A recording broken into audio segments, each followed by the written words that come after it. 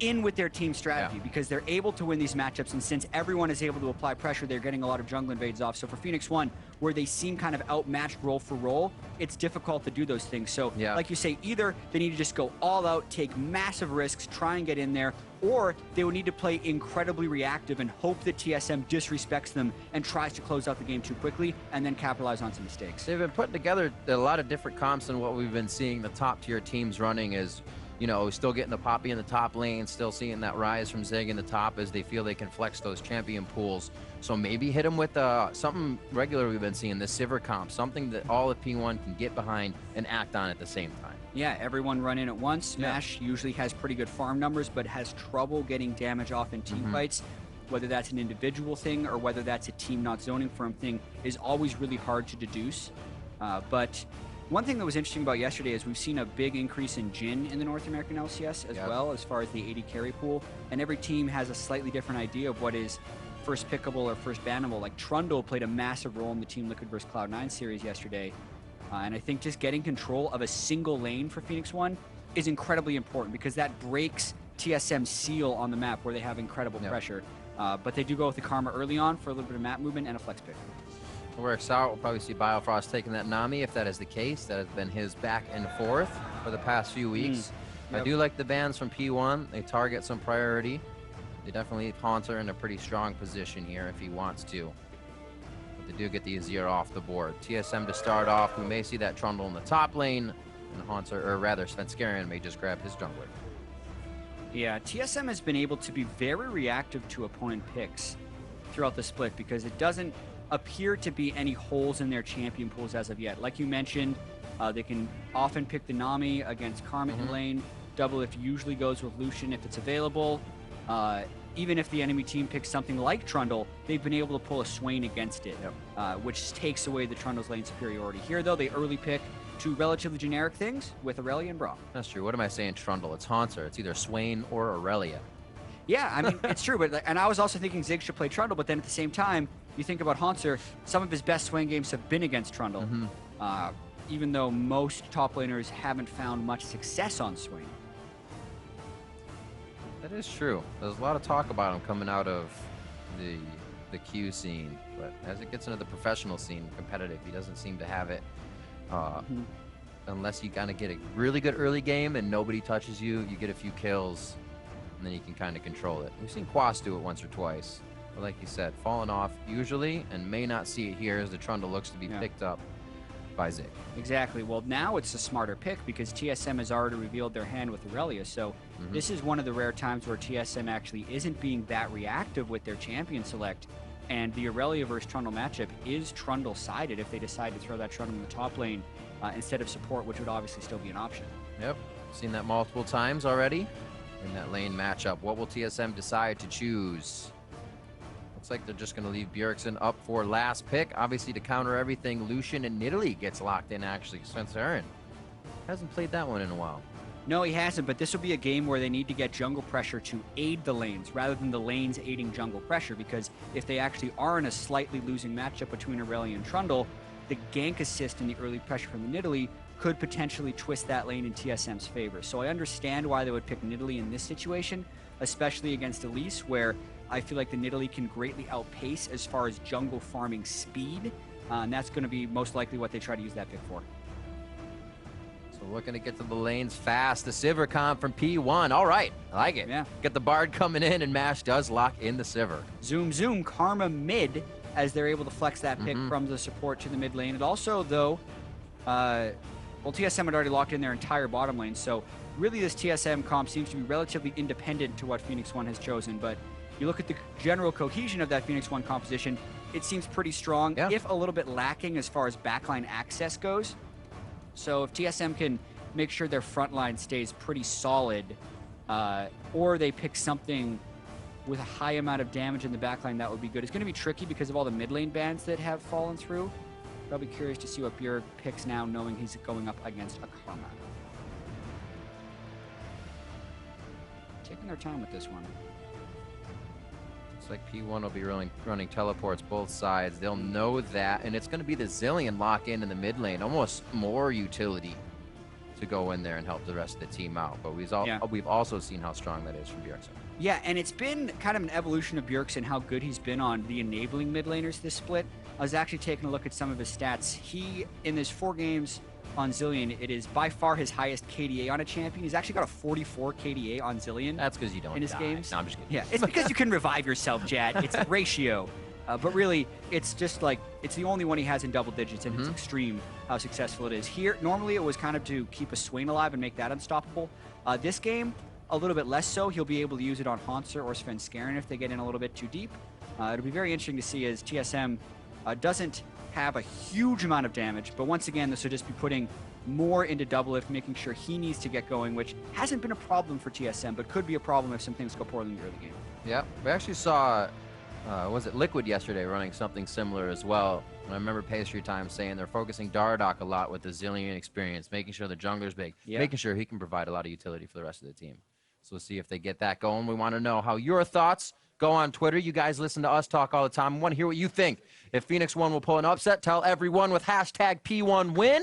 Or TSM fans, hashtag TSM win. You know what to do. Show your team some spirit as we head into the game here. P1, as we've said before, rather not P1, but just getting through the half of the split. This is a point where P1 would look to turn things around. It's going to be one of their tougher games. Like we said, they should look to the match, at least in the early game. TSM here, if it's the lane swap, don't think you can take one more turret than them. They're always going to be on your inhibitor if that happens. If it's something else, just continue to try to match it. Keep up in vision. This is going to be a tough one. Yeah, unfortunately, there's a very small bug in the client that will prevent us from loading into the game immediately. We'll get that shortly. But yeah, Riv, this is another one of these games that is just, we overuse it, David versus Goliath. It's literally the undefeated team versus the winless team. If you add their records together, it's an even number of wins and losses. They've actually played exactly the same number of games as well, like not just matches. Right. Phoenix1 has been able to pick up 3 game wins, where TSM has had 3 game losses, while they haven't been able to clinch a best of 3 on Phoenix1 side, and TSM has clinched all of their best of 3s. So obviously a Herculean task for Phoenix1 to try and come in, and I'm kind of with you that you would want them to be able to jump out to a very early lead and get control of some of these lanes, because that's where TSM has just been running over people. And depending on how this one goes, as we are about to jump back in, you have to think, if this kind of goes poorly for P1, do they start to focus solely on the bottom of the table? Look for that 7th spot, look to get themselves maybe a little bit higher if they can, but to get themselves safe. Oh, I agree with you, though, Riv, as we have one other pause. We'll get these tech issues resolved as soon as possible for Phoenix1. And yeah, it's obviously an incredibly difficult season for Phoenix1. Although we did hear the coach Charlie say it hasn't affected their mentality so far, and like, this isn't one of the best reasons for it, but he says they have a lot of players that were on Team Impulse last split, obviously with Gate. So the losing doesn't affect their morale that much, because they've been through this before, and they know how they can come out of it in one piece on the other side, right? A lot of it is just about constant improvement and trying to keep your mentality up despite defeat. Whereas TSM, they've actually had some of the guys, at least in this iteration, that have been through some adversity before. Like Doublelift has been in the promotion tournament down 0-2 and almost been knocked out of the LCS. And I feel like that has kind of shaped his appreciation for being on quality teams. And like, they're a team that does seem to be reaping the rewards kind of the experience they've had so far in the LCS. And obviously it's easier when you're winning, but they seem to be in a very good place mentally right now. Because you look as well at the team, like you said, on Impulse, we saw Gate doing very well there. We've seen MASH doing very well in the past. But when they try to put it on paper, it seems like, yeah, those will work together. But it almost isn't synergizing the way you would think it. And that almost becomes one of the most difficult things to surpass, is when you're going over the same speed bumps and nobody's really there to say, hey, actually, we can do it this way. And it's not always the easiest thing in the world to do. You can't just say, hey, do this. Or, hey, let's not have a bad champion select. Sometimes those things just happen. It's very hard to pick yourself back up, especially when they reoccur, and you really don't get much of a chance to find a way to resolve those issues because they keep coming back at you again and again. Yeah, I agree. For what it's worth, I've heard very good things from the guys on Phoenix1 about the organization. It's very supportive, so hopefully it's an environment for which they can grow in the future. But as we said in the game intro, they'd make a pretty huge statement if they could somehow pull off an upset here. Absolutely. Especially how valuable this time becomes playing Team SoloMid 8-0 right now. Obviously going to learn a few things in the game. We'll see what P1 picks up here in game 1 of this series. Obviously going to get the deep wards in. P1 will respond as well, so no blind lane swaps, if they can avoid it. Yeah, and it's definitely TSM who very quickly goes for the wards. Bard is always a really difficult champion to lane against early on in the 1v1s, but Sivir not so much. So like, this is a situation where I feel like TSM would have the confidence in their ability to lane any matchup, but maybe they're just going to try and use their team play in this particular match to just outpace Phoenix1. Phoenix1 is a team who hasn't been able to keep up with lane swaps very well. They haven't been able to play the early game very well. So instead of relying on Anori getting off good ganks or something, TSM's just going to try and normalize the map almost as much as possible and just play a clean lane swap game.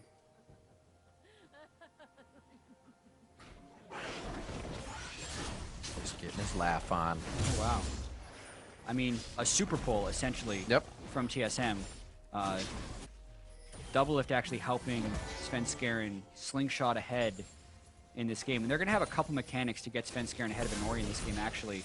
Both from that early pull, but also because every time he runs by mid lane, Zilean could complete one of his level ups with the new Zilean passive from the rework. So this is about as fortuitous of a jungle start as you can hope for as a jungler. He's gotten pulls from both his AD carry and his top laner.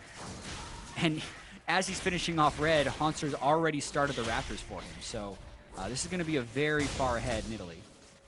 Big buddy system. Svenskeren as well likes to power farm the jungle, so if he can get ahead and understand that his lanes are already being aggressive, he actually may not have to get there to gank. He can just keep doing this. Now invading the top side over for P1, we're going to see Anori doing the same thing on the bottom. Yeah, so pretty mirrored junglers. Italy is going to be a little bit faster than Elise, both from a champion kit and from a help perspective. But like you said, it's pretty much mirrored. The supports have gone in to the strong side of their map on the enemy jungle, like with Anori and the blue buff here. Like, it's already been scouted out to know that no one started there so that they can kind of take all the camps. So both junglers will essentially do full clears. Ooh, Haunter. I think he took a few too many turret shots up at the top side. He went down to a sliver of health there, but he'll be safe. They're still going. Looks like he's healing back up on the minions. Semi-safe plays all around. Must have just been a minion mistake as the wave came in. We can see that they're actually going to all take it down together on that one. Yeah, varying degrees and solo of for gold Zig. share for these guys, whether or not they give all the gold to the top laner or whether or not they share it a little bit with the marksman. Let's see if there's any type of item break points they want to get. One thing that allows Doublelift to do is pick up double longswords, whereas Mash has picked up a cull very early on. So if this does actually swap back into a place where the AD carries are in lanes together, Doublelift would be able to bully pretty heavily with his double longsword instead of just a cull. It seems like Team have foregone the banning his Lucian, realizing it was all a ruse. Yeah. Doesn't need to be banned. Yeah, I mean, there's so many good AD carries in the meta right now, and I mean, even if it also varies by region. If you look at European LCS, they don't even care about Lucian. Like, he's hardly picked or banned anymore. In NA, it's heavily about, you know, the Ezreal and the Jhin and the Sivir. So, like, Lucian is a generically decent AD carry, but by no means can you say, like, oh yeah, this guy's just OP. It's just something Double is very comfortable with, and it fits into a lot of different team compositions. So it works to TSM style. Svenskeren already trying to get his hands dirty. The wards are there for P1. Doesn't look like they're going to help them, though. They'll just realize Svenskeren has taken away all of their resources. Mash and Gate just about to be pushed topside, mirrored again by Doublelift and Biofrost. So for that fact, we said it'd be good if P1 were able to kind of keep it even Stevens here in the early part of the game. And if they can do that structure-wise and kind of gold spike in that terms, they should be all right. Svenskeren seems like he's going to be the one trying to get something started, though. Yep, I think it's still just a bit of a farm off, and Ori did have to give that one Raptor camp off, but he's really just one camp behind Svenskeren, which isn't bad as an elite. The turrets are trading at a very even rate. So as far as, you know, TSM running over Phoenix1 or out lane swapping them to some insane standard, that hasn't happened. Phoenix1 has been completely on pace with what TSM has done thus far and are still in a position where they can pull out ahead if they make one good play.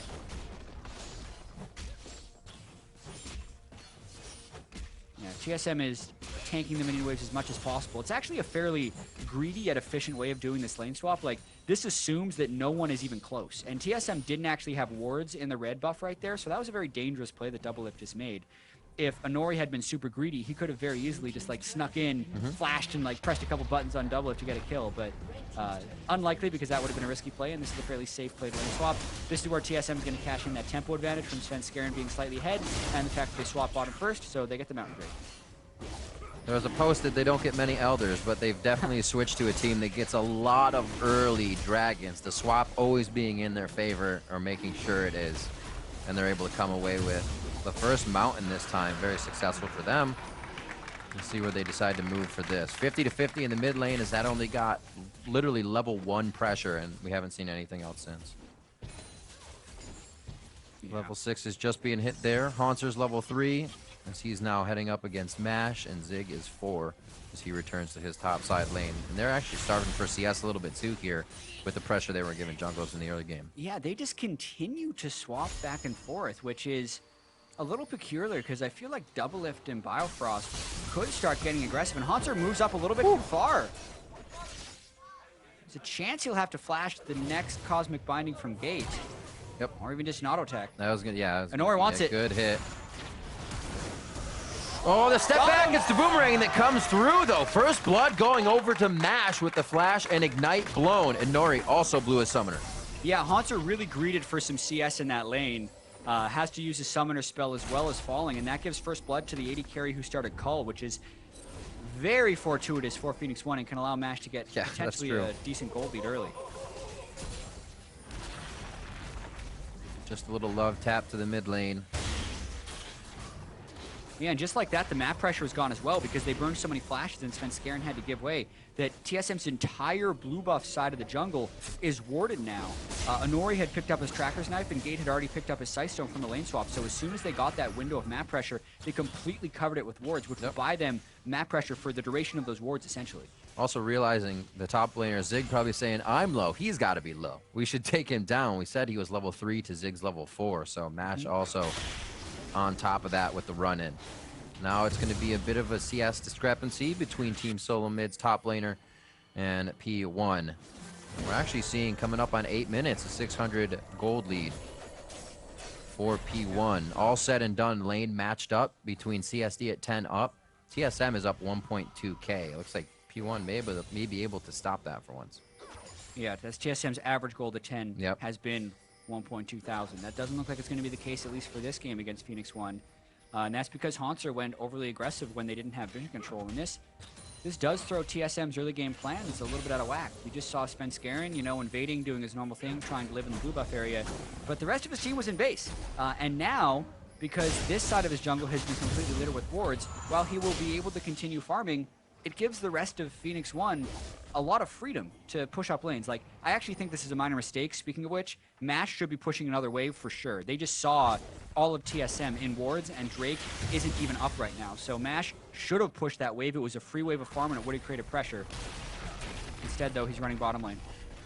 That's their call, possibly saying we don't have enough wave clear to do this, but it doesn't even seem like TSM's going to be able to activate. Knowing that Mash is gone, maybe they hesitate now. Yeah, there's a chance that they were just worried about the 5-man dive. TSM's been doing a lot of that.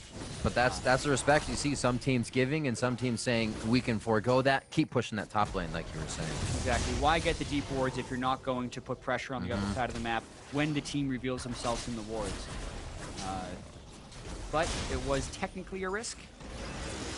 They didn't want to take it since they already have the first blood. Never a good game for the opposing team when Bjergsen gets a mid lane without any pressure.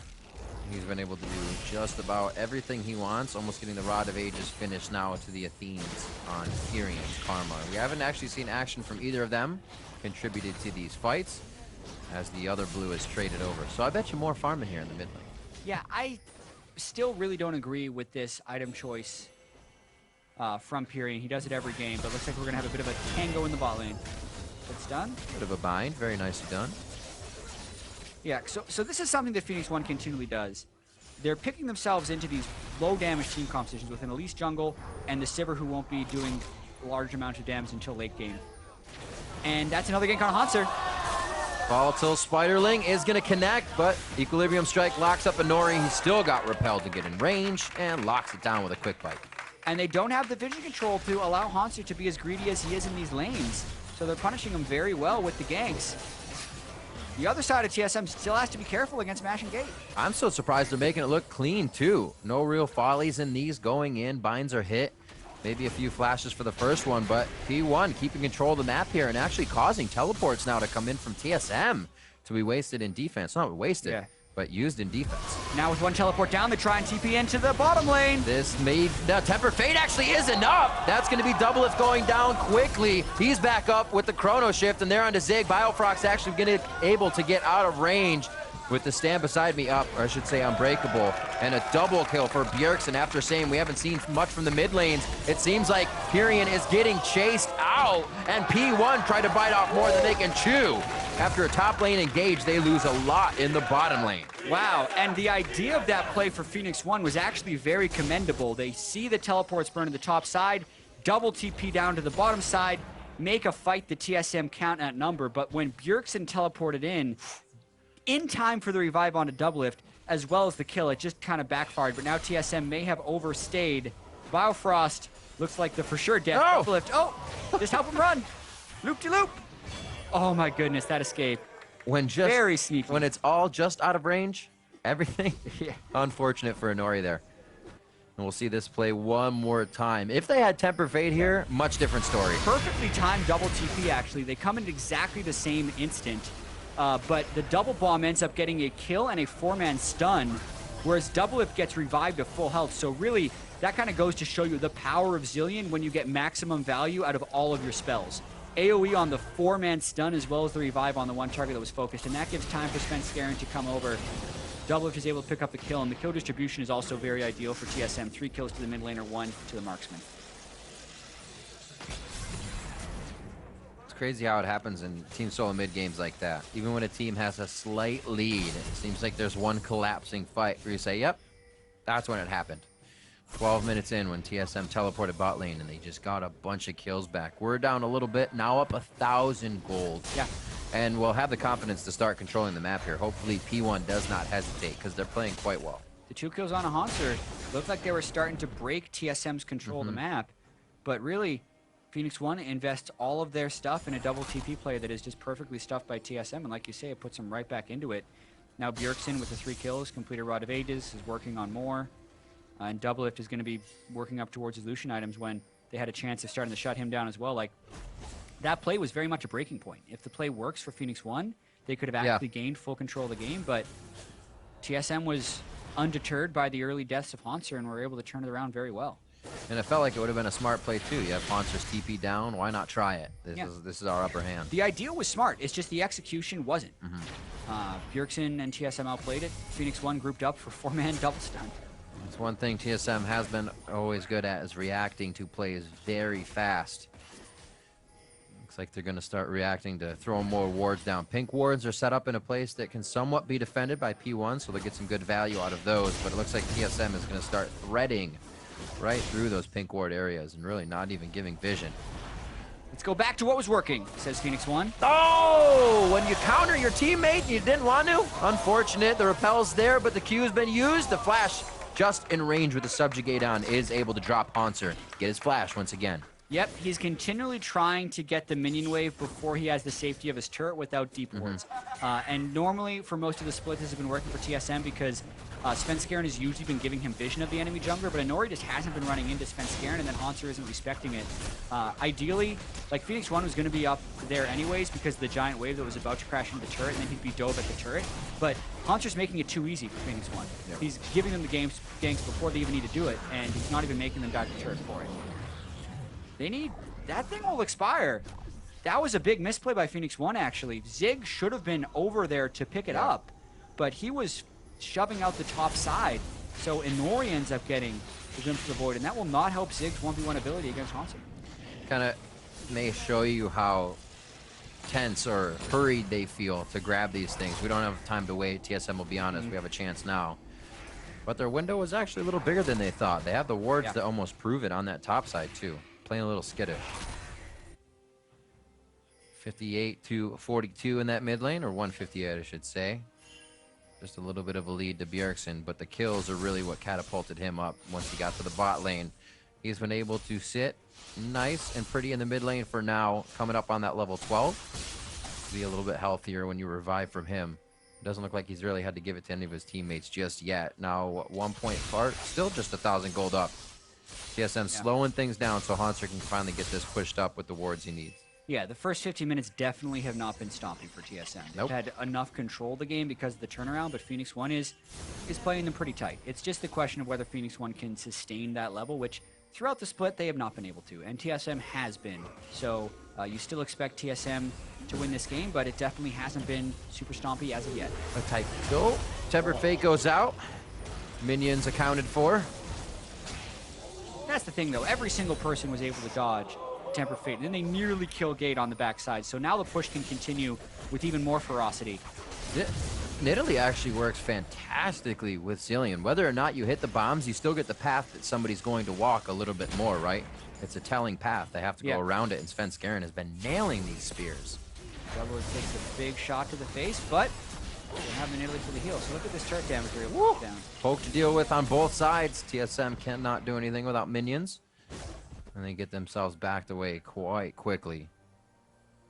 As we were saying, Titanic Hydra for Zig towards the top, so if he actually starts getting into a fight, he may not be able to heal it up. Yeah, he's going to be so much stronger than Hanser in 1v1s, though, so like, this is the play that continually works for Phoenix1 has been shutting down Hanser. It's just a matter of can they deal with the other 4 people on TSM. TSM needs to get that pink ward out of their jungle. Hanser, yeah, he gets the Raptor buff proc, that'll show him. Very key that he's able to control that vision. Something we mentioned in the beginning, if they could get Hanser going, that would be big. We figured Zig would give him some trouble, and Inori actually made sure that happened. They focused Hanser down quite a few times.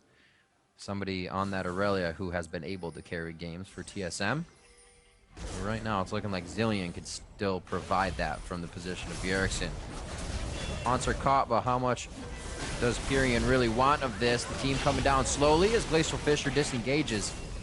It looks like they're going to go ahead and walk this one out. Coming up from the bottom is Mash with that on the hunt, so they may actually bite down hard on this. Firefrost is in a bit of trouble, but he is able to get the angle to jump over the wall. Phoenix1 was good there in stopping Svenskeren's aggression. It's actually been something they've been fairly good at all game, is just having good wards up and not letting Svenskeren get anything going. He's continuing to just farm.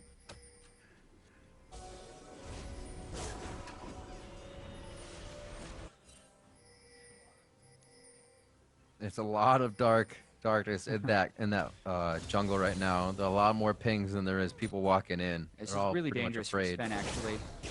Here comes Inori. There it is. The Zig turnaround in time, though. Svenskeren's going to try to look for the quickest way out, and he actually hopes that he hits Zig and would be able to jump over the wall, but he finds his way out anyways to the brush with the help of Hanser's Transcendent Blade. Svenskeren out by the skin of his teeth. Yeah, and this is Phoenix1 trying to leverage their point of strength on the map, and TSM not necessarily playing around it that well. Hanser's still behind Zig. Svenskeren comes in blind, nearly gets counter-ganked. Inori very close to being able to burst out Svenskeren. If Zig could have just collapsed down in a little bit more of an efficient fashion, they could have had it. Now they're going for Hanser yet again. He just is not playing cautious enough. And usually when you see this, TSM is in a position to take more turrets, to do something. But they're actually pushed out even. That kill goes over to Gate, unfortunately, but a kill is a kill. Yeah, and I mean, Hanser had this huge wave crashing, but literally all Zig did is just wait in a brush. Let him run by, and Hanser is making so many unsafe assumptions. We've been mentioning all year how TSM has been playing risky and getting away with the risk, but that's, like you say, because they have the small risks happening on every part of the map at the same time. So the other team was punished for punishing a risk. That's just not the case this game, and Hanser has been killed 4 times. Look at this. A bit of a 2v1 in the bot lane. Mash taking out the CS before Doublelift can really get any more damage done. They're not looking to dive him either. TSM realizes they're losing a bit of control, so we see them back up. Dragon in another 30, so they're going to grab that. Now Hanser's going to have to deal with Zig once again, back up to the turret. Yeah. And at the moment, TSM doesn't have anyone who's going to be able to deal with this Trundle. It even harkens back to Champions Select, where he said Trundle could be a big thing if TSM doesn't pick Swain against it. Gonna get this turret, though. This is the one thing P1 has to be careful of. Don't be one-dimensional. Make sure you can still control the middle of the map. Make sure you can still control everything else. Is this going to be a solo kill? Bjergsen's Chrono Shift is up, so he will use it to come back. Mash has to be careful. The rest of TSM has been pushed off in the mid lane. Mash tries to go forward. Bjergsen's going the same way. And they're actually taking each other out there in the retribution kill.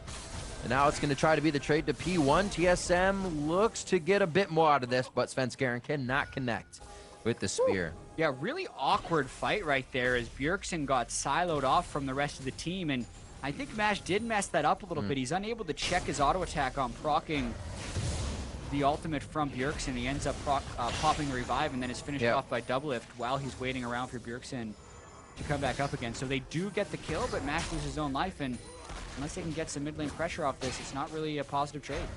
Oh, this could be a positive trade, though. Oh, dear.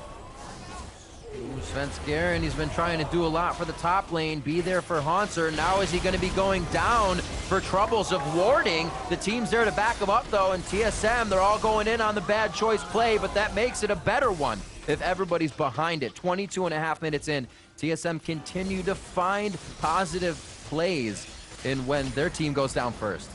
Yeah, crazy actually that, again, Svenskeren is just in this really foolish situation, and you can't say all planned there, but TSM burns the teleport of Bjergsen and is able to turn it around quite effectively. Now Haunter, because he's picked up 2 kills from these previous fights, is actually in an okay spot. Has kept his farm up while dying all those times.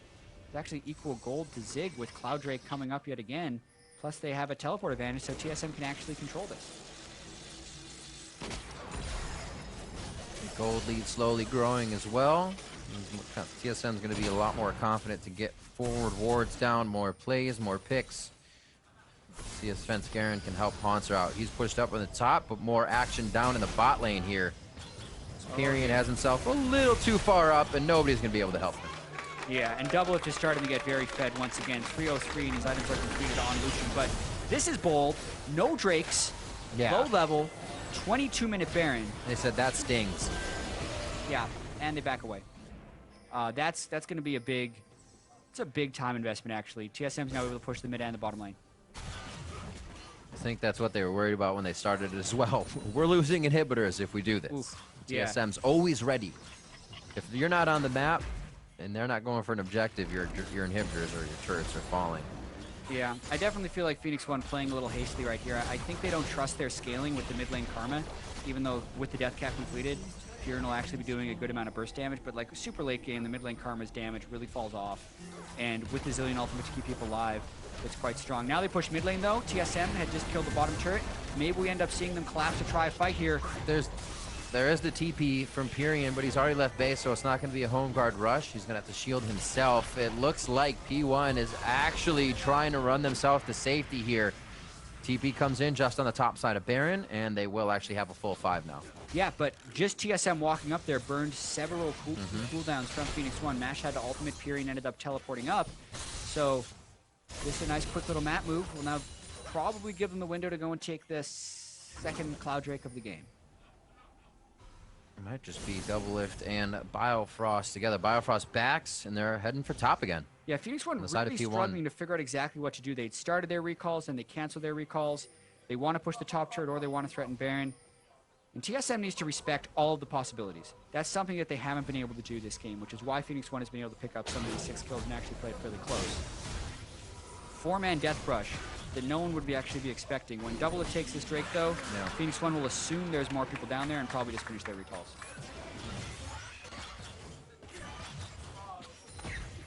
Unfortunate.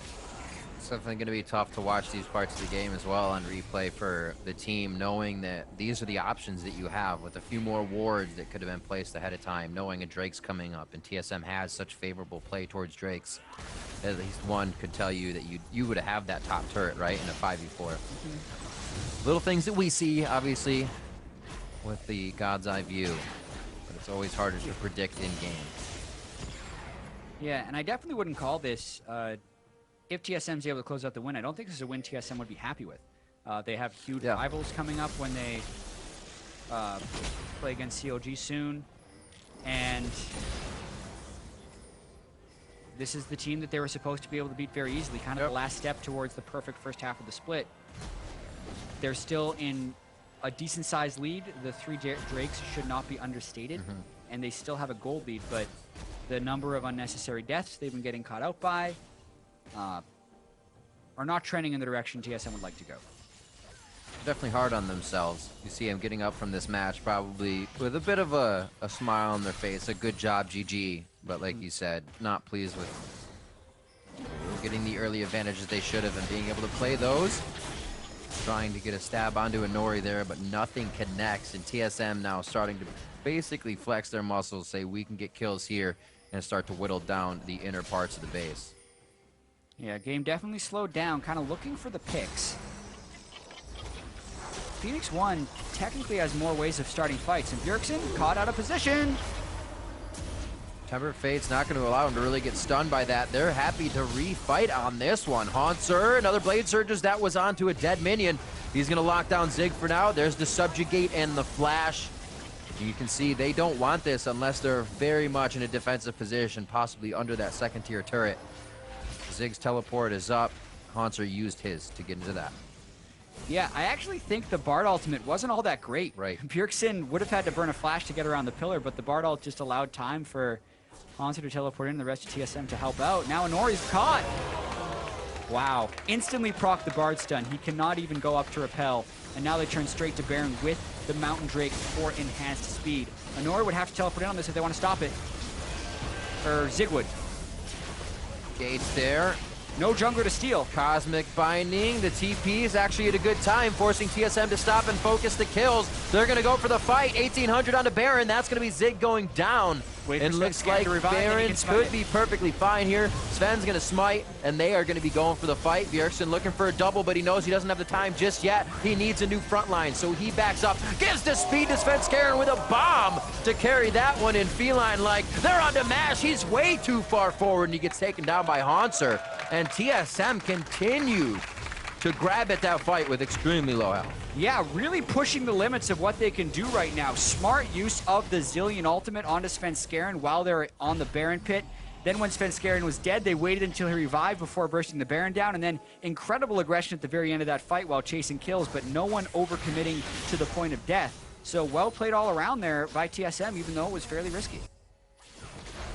So this was the loss of your jungler, so it only makes it that much harder, but you have to check, right? Basically, you can't smite steal, so the only way for Phoenix1 to stop this is to go in for a full-on fight, so that's why the teleport, I think, was too delayed.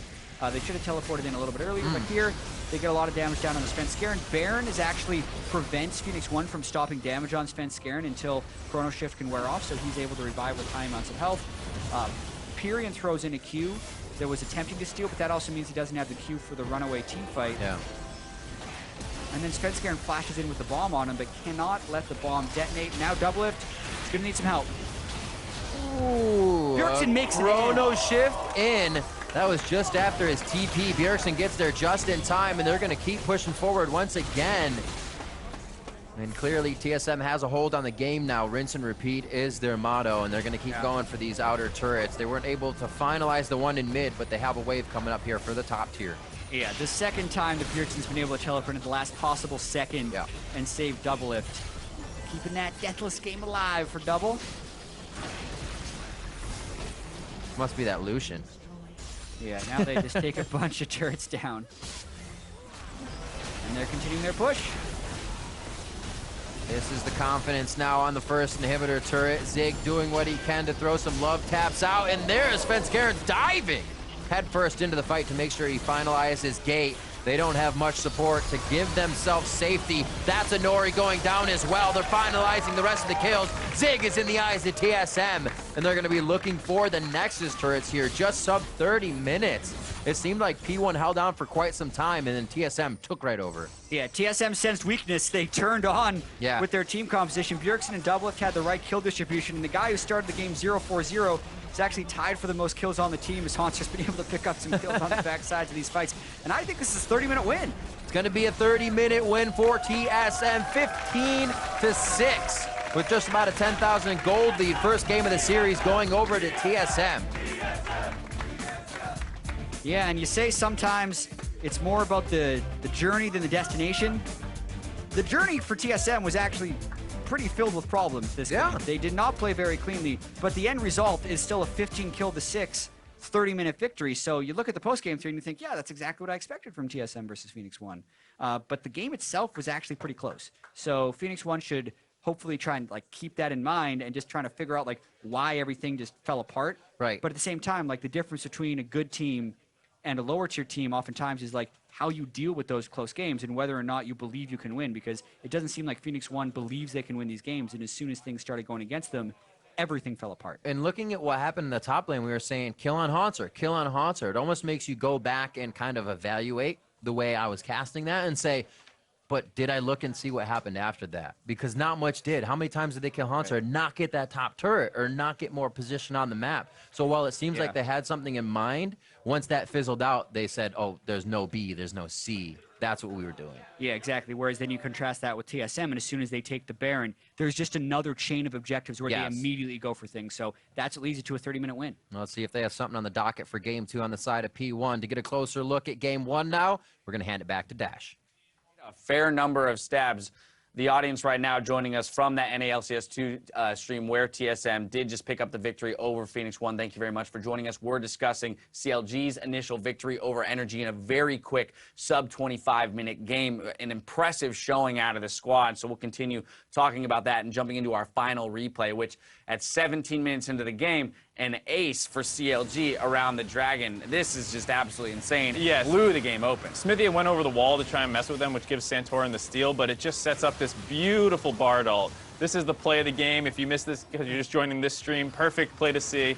The 4-man stun into the, like, I think it was the 3-man knock up into the Vlad dropping his entire combo on them. It's just brutal, and then it's just a chase down onto OQ. That Ashe isn't getting away. It's just one of those situations, too, though, where you ace the enemy team. It's pre-20 minutes, so you're like, what do we even take? The Dragon's off the map. But it didn't matter. There was enough gold influx that, you know, pretty soon they were at a 10K gold lead well before 25 minutes. And a pretty easy victory from that point onward. Right. They were able to continue making basically that same play where Afro hits a long-range ult, you know, gives Huhi time to get in the middle of them, combo, people are dying. All right, well, player of the game, no surprise, is Afromu. Comes from all of those initiates. We saw a couple examples in the mid lane, that one there for himself, just really setting up his team. And it's just so clear that, you know, when he's on Bard, his mastery of it as compared to some other players around the world. Right, and the thing, too, is he's not always throwing it out at the start of a fight. We saw a lot of them at the start, but, you know, that Dragon one was after they had already come in and steal the Dragon. He didn't feel like he needed to whip it out right away. As soon as he sees them clumped, he's like, all right, this is the time to drop it, and he gets able to hit the big multi-man Bard stuns, as well as the pickoffs like we saw on the single GBM. So, well, that's going to do it for the first game of the CLG Energy Series. They're going to be wrapping up their pregame talks and getting back onto the stage. Time now for us to turn towards this TSM victory over Phoenix1. Break this one down for you guys. The expectation here, obviously, is that this should be a stomp. You've got the undefeated 8-0 TSM against the 0-8 Phoenix1. So this, by, you know, all standards, is David versus Goliath. But I really did love the tenacity at which, with which Phoenix1 approached this matchup. They really did take him to him. And if I point out one person in particular, Inori, I feel like, stepped up between his performances last week and this week. I think it's definitely a bright spot for Phoenix1 moving forward. He controlled the early game pretty hard. They were able to make Haunter's life kind of hell. And it's exactly the kind of thing that you're going to want to see more of.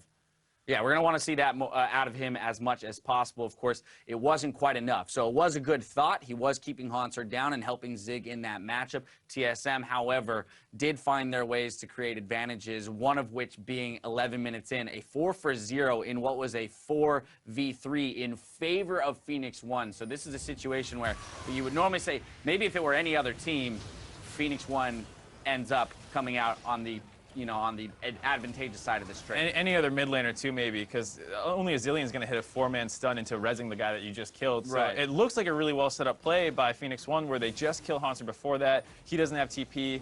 You have the long lane extended from TSM's bot lane, so you think you're going to punish them with this 4v3 gank, and next thing you know, it just gets turned somehow 4-for-0. You're like, what just happened? Yeah. That was such a well set up play by Phoenix1, and somehow, just because TSM's so good, they managed to turn it. They had the right champions for it. It was actually just kind of insane. Yeah, it doesn't feel too good. Player of the game here going to Bjergsen.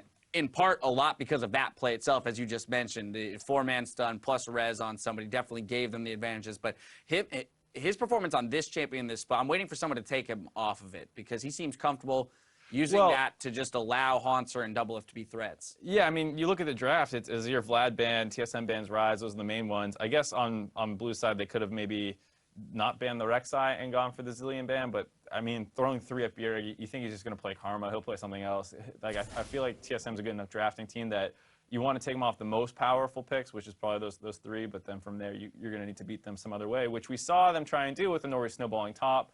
Took a lot of kills, but it's just not enough when you're losing the bigger team situation. Yeah, just not quite there for him, but TSM picking up that first game. We are going to head to a break, but we'll be back with both of our game 2s for both streams, as we're right out the gate fast today.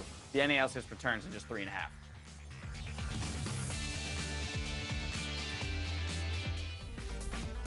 Hey, BioGod.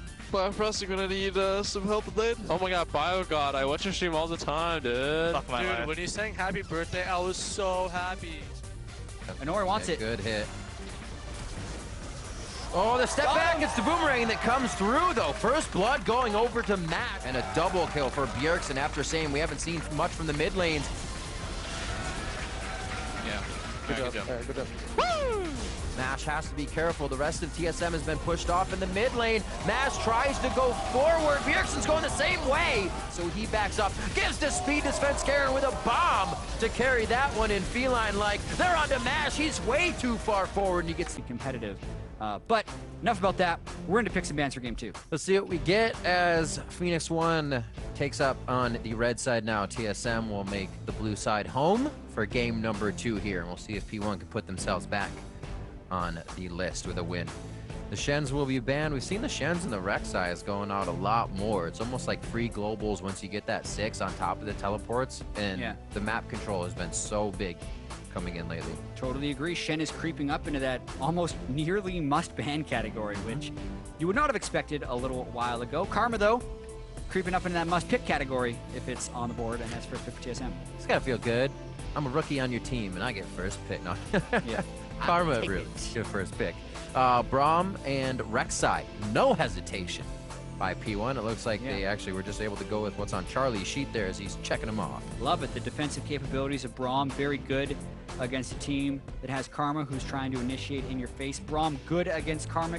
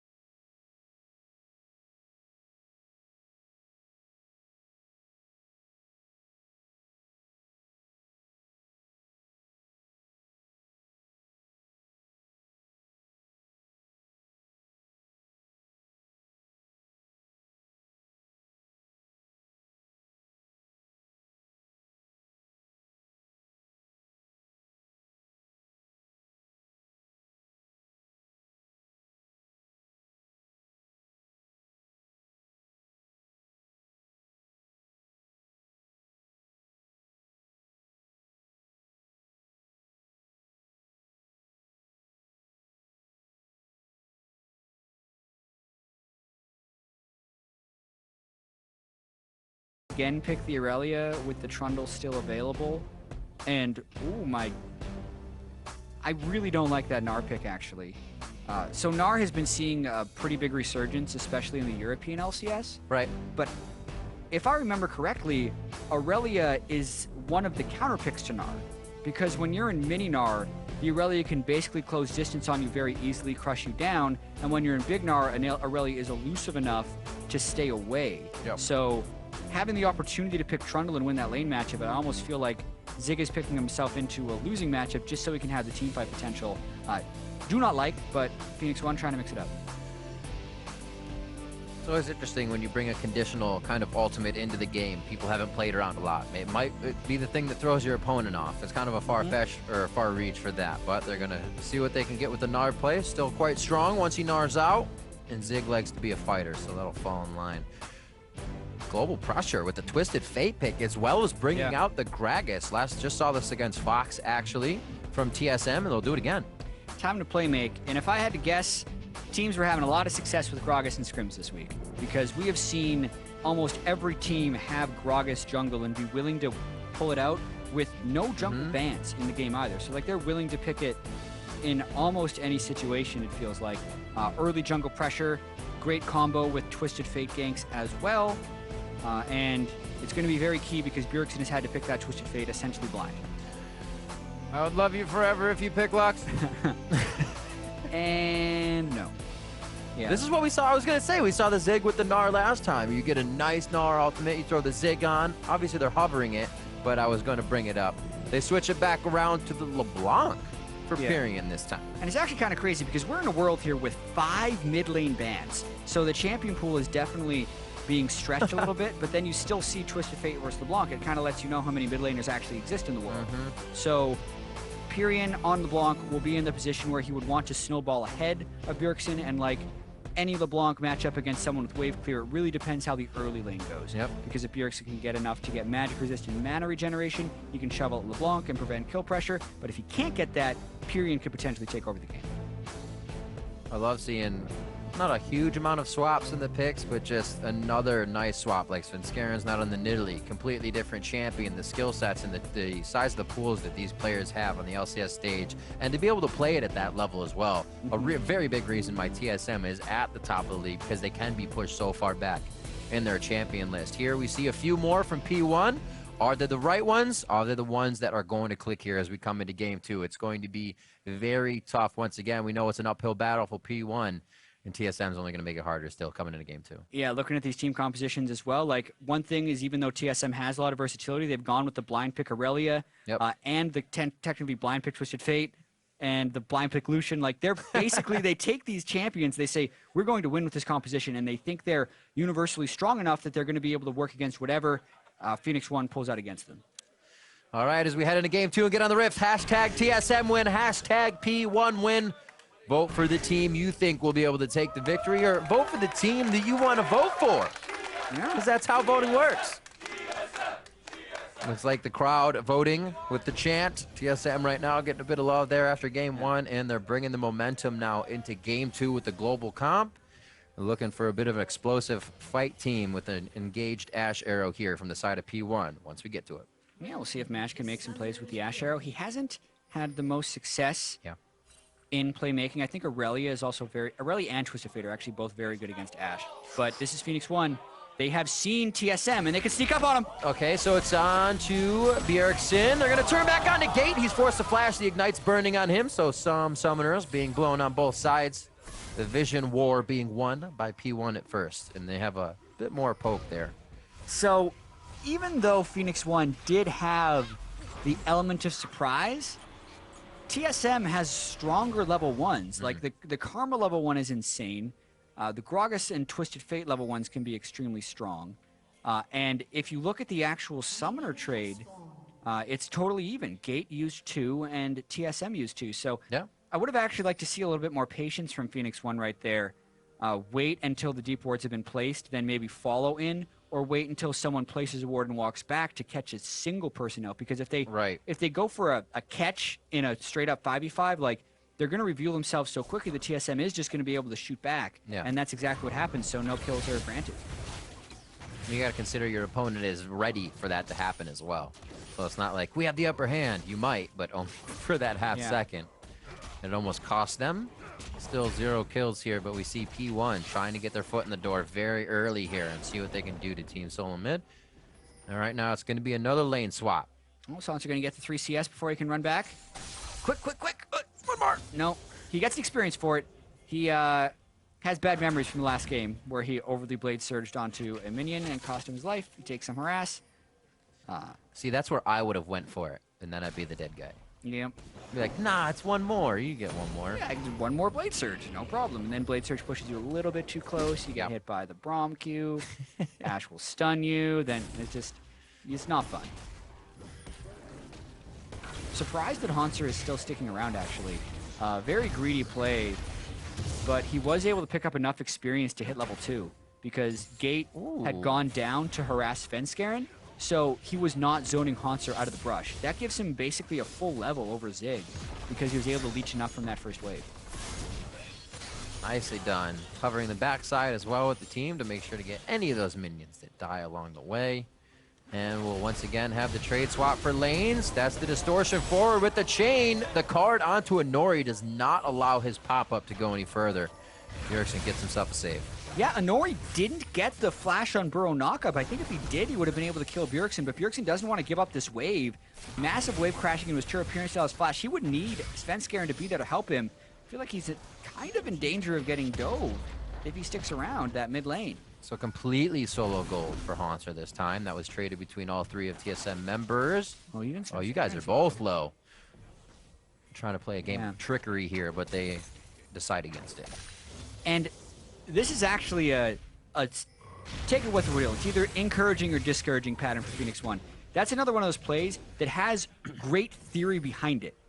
Massive wave going to crash in, chance at a kill, but they mis-execute. And here they're actually in a little bit of trouble. Who's going to get it? Oh no, Biofrost got it. Just in between those super slow auto attacks.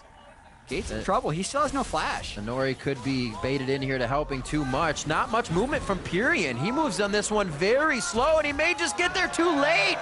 First blood over to double lifting crew. That play was poor theory, poor execution as well. I mean, that's straight up discouraging. But to speak to the mid lane play as well as the double TP play they made back in game 1, it's something that if executed properly would be great because the minion wave was crashing up against Bjergsen, and it would have allowed LeBlanc to snowball the lane. I think if they pull it off properly, they get a kill. But now things seem to be spiraling out of control a little bit. Ooh, Svenskeren was ready with that TP from Zig. Yeah. Slowed things down real quick. Really curious how they teleported Zig into Mash's lane. They're just going to be going to extend the lane swap, and Zig's trying to catch up a little bit. Yeah. But TSM's already in position, and there's a huge wave they already have. They're actually going to swap back. They want to fight this duo lane, and they don't want to let him finish that turret off. I don't know if they're going to make it in time. Haunter, yeah, he won't even show himself, so they won't be deterred. Bjergsen's not level 6 yet. If Bjergsen at level 6, they could pull this off more easily. Zig, Gate, and Mash are all very low level. And it looks like the turret will actually live long enough to allow TSM to match this lane. And since Doublelift picked up first blood, he's got a ton of longswords at this point. Biofrost is like, peace, solo shield. Yeah. He is saving his Macho, though, so maybe it's for when this engagement comes up. So the solo shield is actually the smart idea if they were to engage here. They get back in time. That was well played. I thought it was going down as well. They've seen it happen multiple times. They knew they had the walk. Yeah, and really, I think they're just trying to abuse this power spike that Double is going to have over Mash with a double longsword advantage. So it actually pushes Mash to then recall again, run all the way to the top lane. And since the wave has already bounced off the turret, Mash isn't going to be able to freeze that wave, and it's going to push all the way into the second tier of TSM. That's so big. Yeah, this is actually a really big strategic play as far as minion waves go, and TSM, I think, is one out. Mash, like you said, has such a big wave on his side pushing those. Haunter's going to meet him very soon, so he doesn't have much to even clean up there. He's down at least 13 CS in that.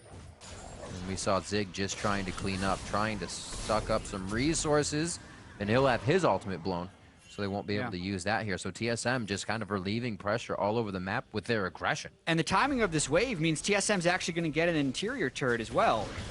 Or maybe more. They're going really hard to zone Zig off that minion wave. Smart play by TSM.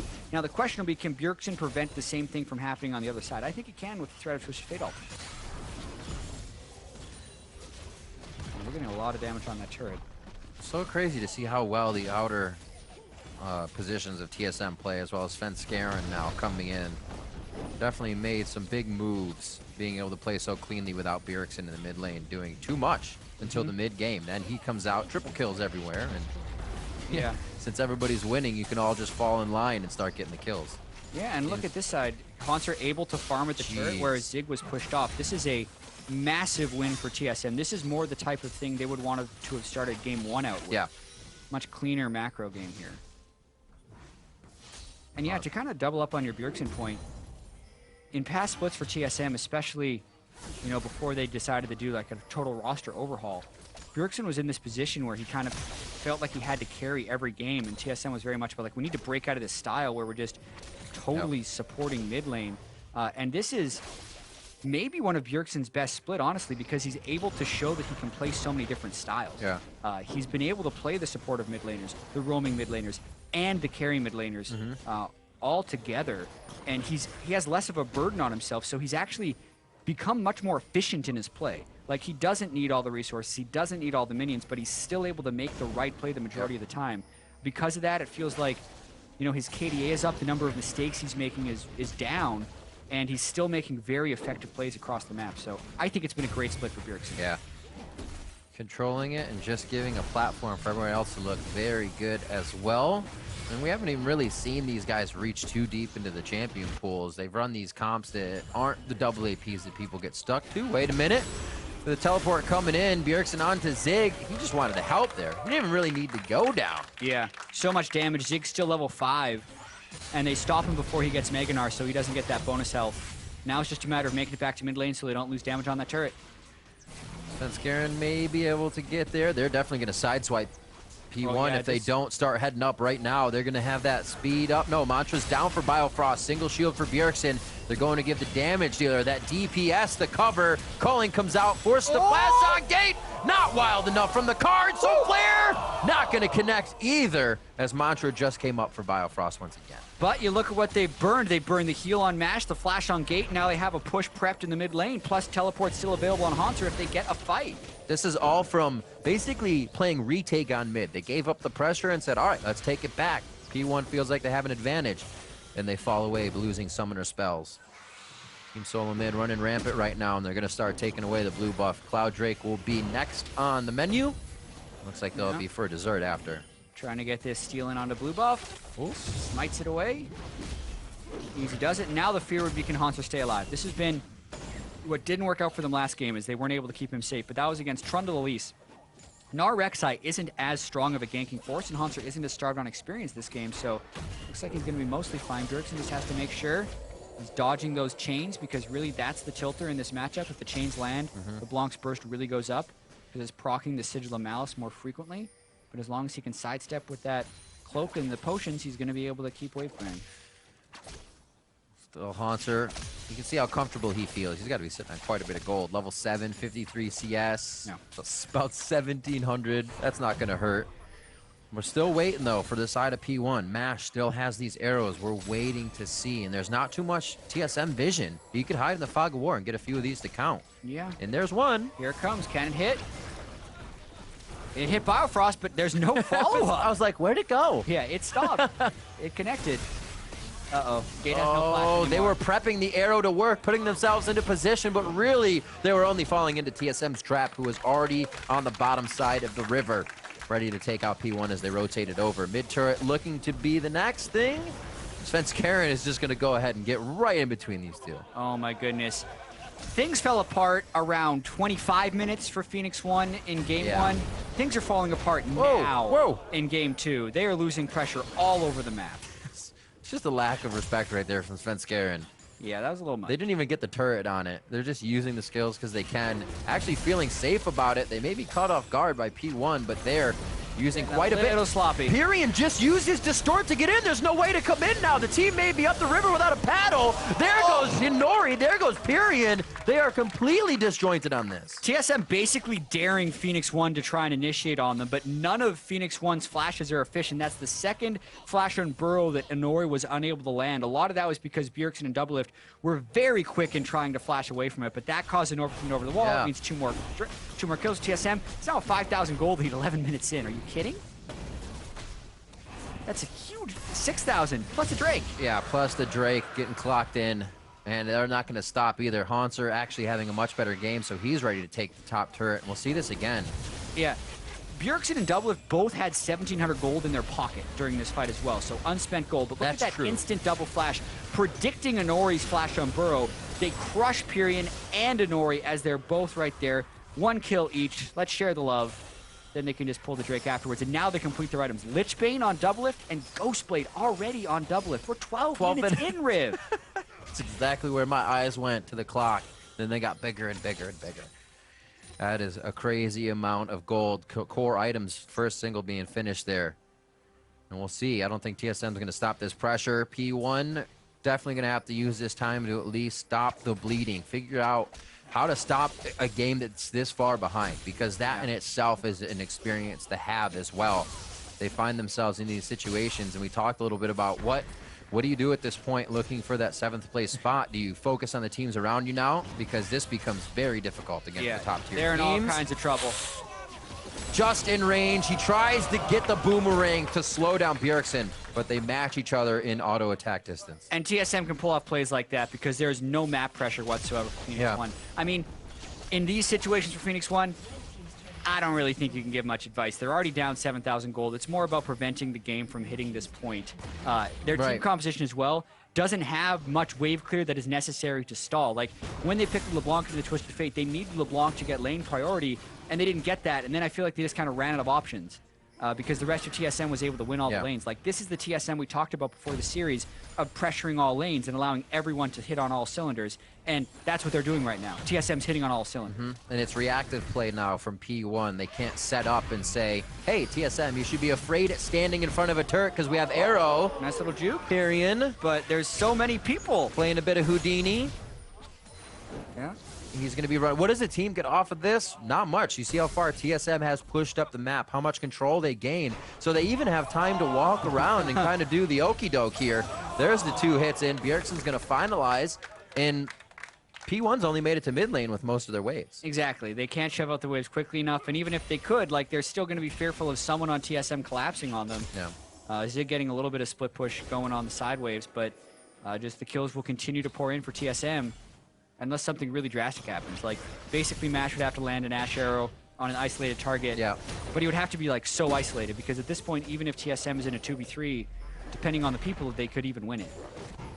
It's a very true possibility.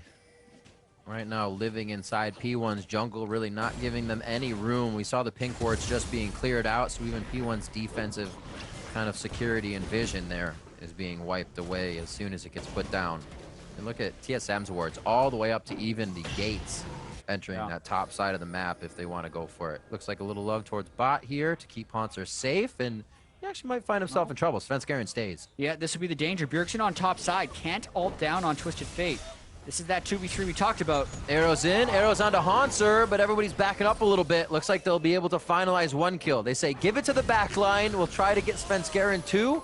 Bjergsen rather in the top lane is backing right now. Yeah, they hand the kill off to LeBlanc, which is very nice. That's who they need to be able to get farm to threaten the Twisted Fate and the Lucian. Haunter definitely pushes too far. That was a 2v4, actually. And Bjergsen had just started prepping the wave, so the timing of TSM's push was off, so they couldn't punish the collapse there with any pressure. Still doesn't mean their gold lead goes much down. They're still up 7,000 gold. Yeah. You're going to be able to use it quite efficiently as well. Just noticing Bjergsen actually has Ignite on this play. A little more aggressive. Yeah, you see that sometimes out of Twisted Fates, especially if they want a little bit more pressure in lane. It cuts down their map pressure slightly, but the idea is you're Twisted Fate, so you can just ult down anyways. Yep. Plus, it makes his assassination actually substantially stronger.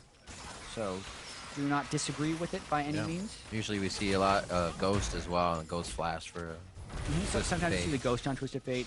That allows his ganks to be stronger from a gap closing perspective. Twisted Fate really works well on move speed difference between himself and his opponent to see if he can make it in range to land the goal card. It's another reason Lichbane is actually a good item for him. Like, not only do you increase your burst, but it's the 7% move speed on that item. It's another reason a lot of Twisted Fates used to rush tier 2 boots. One of the reasons was for home guard enchantment, so they could constantly come back to wave and wave clear, but also is just so they could get the move speed, so they can connect their gold cards. The Double Frost, Biolift in the bot lane. Those two as a team. Usually this would be Doublelift by himself, right? Yeah. Off in his own environment. Oh, Ash Arrow and a teleport. Will one of them land? Oh, no! Biofrost takes it. Doublelift. He made him dodge out, but they're going to be all right. Actually, the TP in from Bjergsen here, rather the gate in from Bjergsen, I should say, kind of stops P1 from wanting the rest of that fight. And if the game goes long enough, this will be a 37-minute ending. Herald buff. Looks like it'll be going over to Haunter.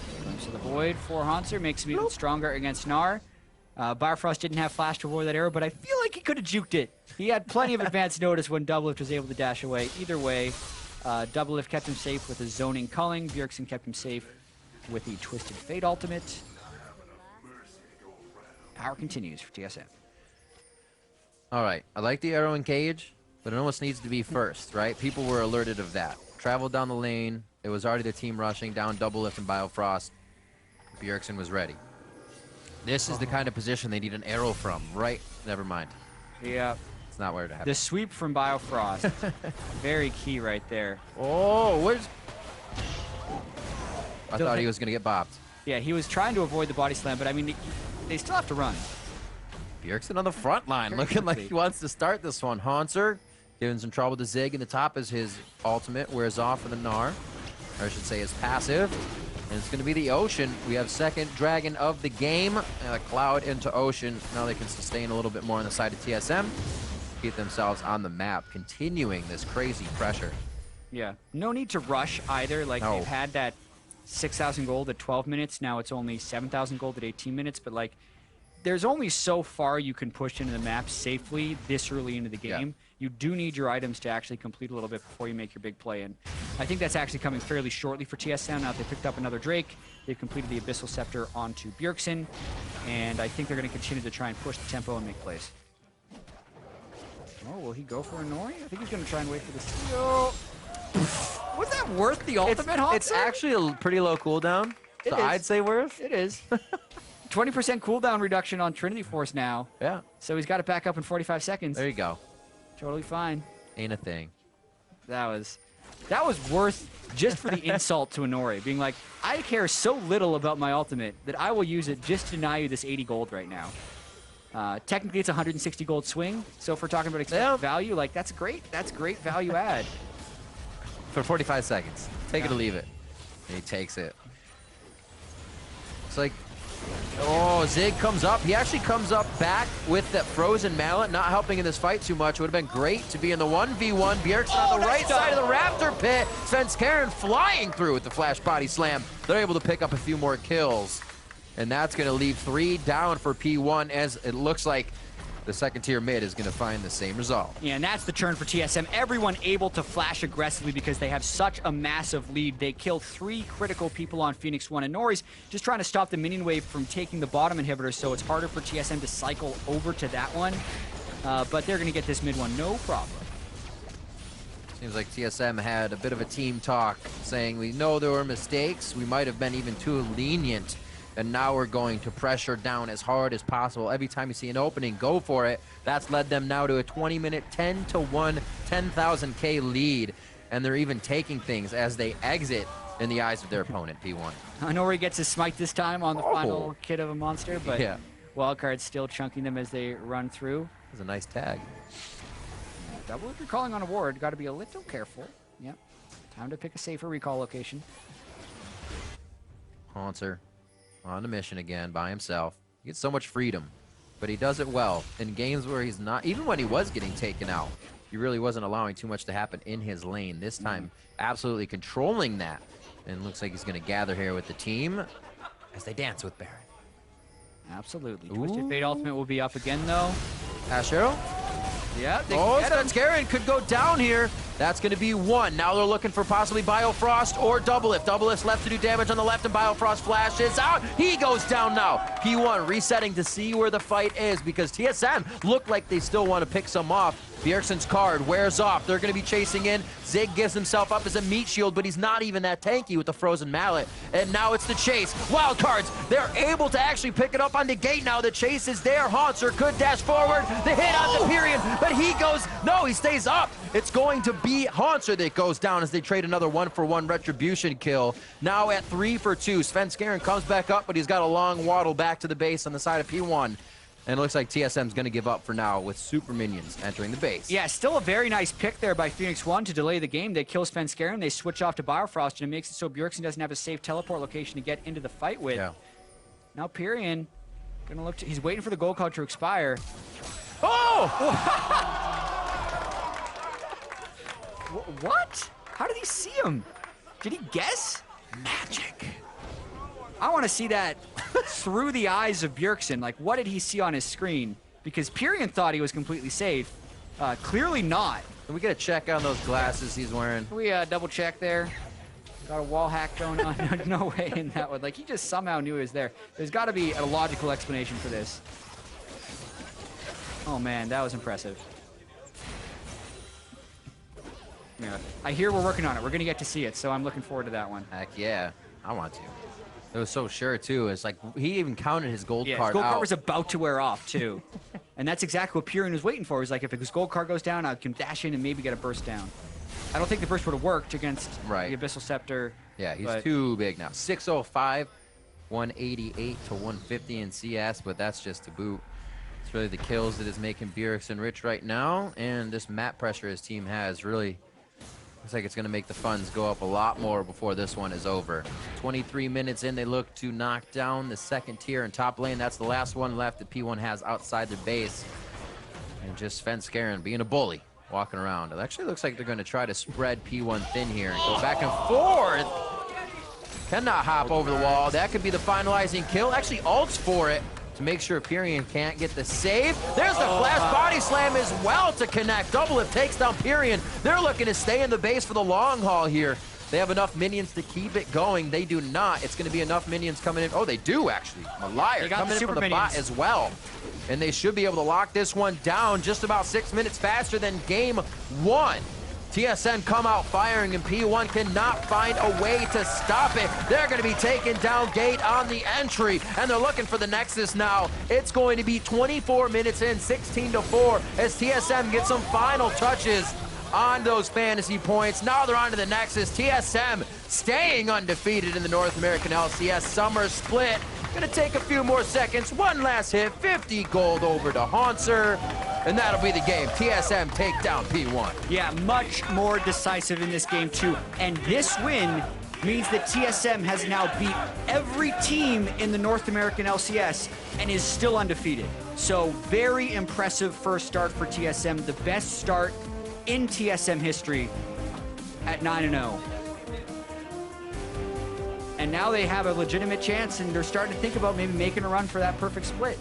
Immortals was 17-1 last split. They're 9-0, having beaten everyone. There have been some close ones, like against Immortals, but they're definitely in the conversation right now. Looking so good in these best of threes. It really shows when a team has an advantage in a best of three over a long period of time. When they take those small advantages, the gap grows much faster than you would see in a best of one. And they kind of just keep mounting on themselves when those disadvantages, I should say, start happening to the opposing team. P1 couldn't seem to right the wrongs here coming into this one, but we knew it would be an extremely difficult match coming into it for them. Yeah, and I mean, I think for Phoenix1 as well, like, the first game was a little bit encouraging. This is the type of game that's very discouraging because from minute one, basically, things started going wrong for them. And I guess you could take it from like the 25-minute point until the end of the second game. It was all TSM. They completely continued to execute. They got better and better, and they made some spectacular plays. I think what we saw from P1 is just a little bit of discouragement once they get into the game. They brought the Sivir comp. They tried to use the Sivir comp. Second game, I think it just got in their mental, and they couldn't actually do the Ashe comp. We saw maybe 2 or 3 arrows getting fired off. When you're behind, that's almost your best bet to engage. Even when you're ahead, that's your best bet to engage when you have Ashe. And we didn't see too many of that even. No, they're too far behind. And actually here we have a replay of the thing we requested about Bjergsen and his view on the gold card play. They saw him dash. They saw the beginning of the dash into the brush. Wow. So he's like, you know what? He's still in here.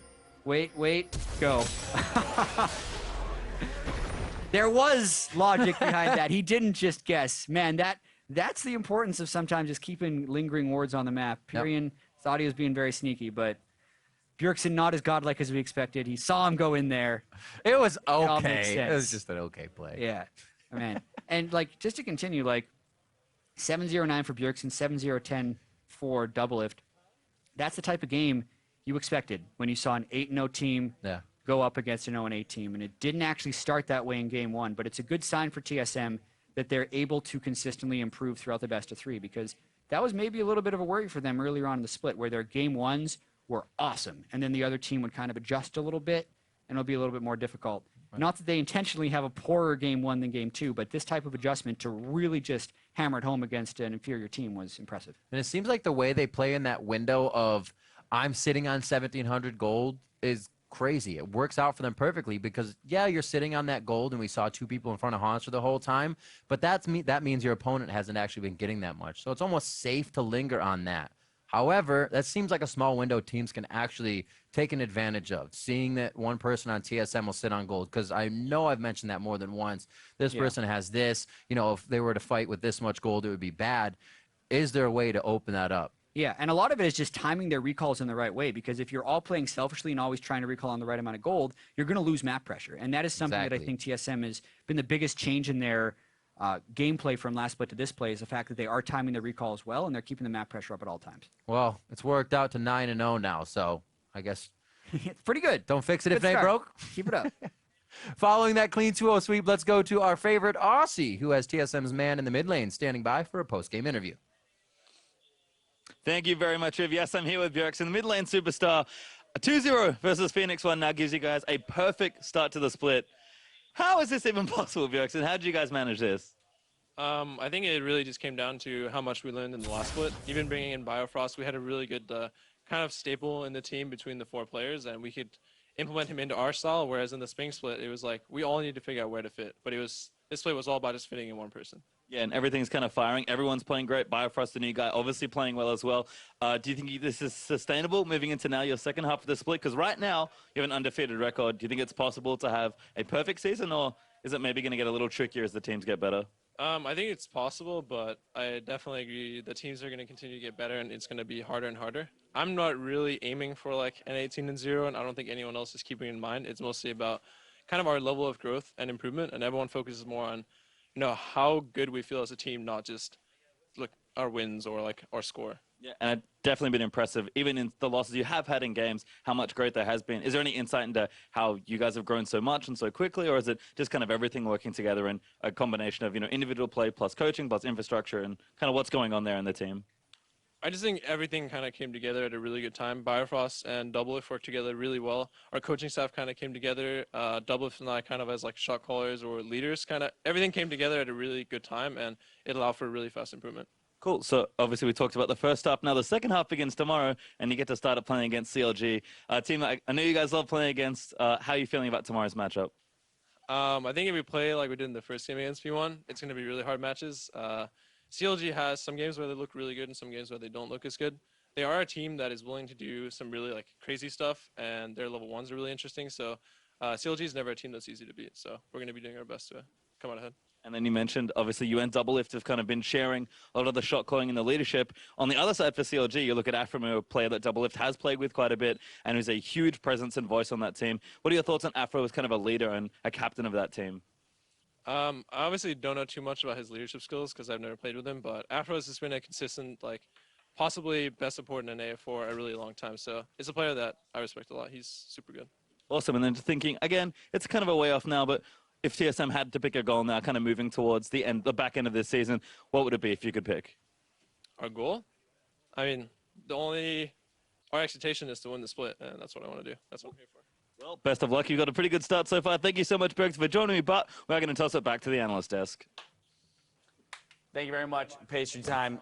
TSM just putting on an absolute clinic here against Phoenix1. The total game time between both of their games in this series, 54 minutes and 49 seconds. So they managed to play 2 games of League of Legends in under an hour. That is just insane. They saw how tired, you guys are probably after last night. They're trying to get you home earlier. Like, here we go. Thank you very much. They're being very kind to us. Actually, both streams over on NALCS 1, CLG also took down Energy in just 2 games in a similar amount of total game time. But for now, we're going to focus in on this TSM series and how they close out their first round robin undefeated as a squad. Best start to the split for TSM that they've ever had.